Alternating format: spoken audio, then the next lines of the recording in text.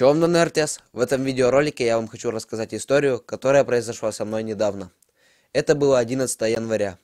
Вечером я запустил видеоролик про то, как мы едем на Буране за сеном, и весь вечер я планировал его пиарить.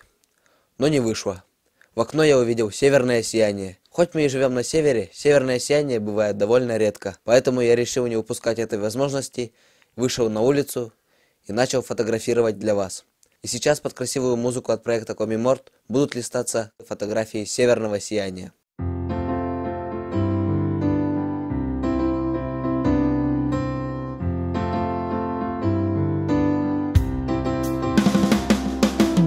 Расцветай, Ванда Марья, на земле моей родной. Расплескай лучи золотые, солнце, Матерь надо мной. Твои дети руки к небу тянут выше и растут. Твои дети песни света распевают и поют.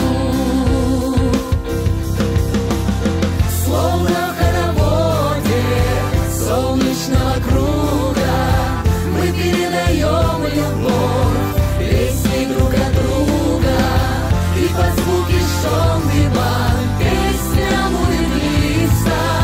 Процветай наш родной край, он им гордится.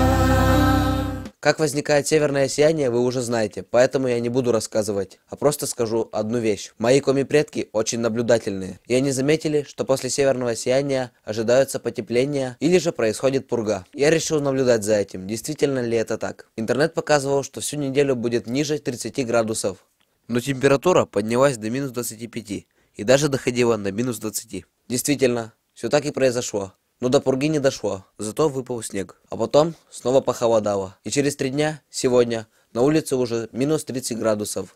Какой итог? Северное сияние не обмануло, потеплело. И интернет тоже не обманул. Морозы настали. Благодарю за просмотр. Не забудьте подписаться на канал, поставить лайк. Моя цель до конца этого года набрать 10 тысяч подписчиков на этом канале. Бамби!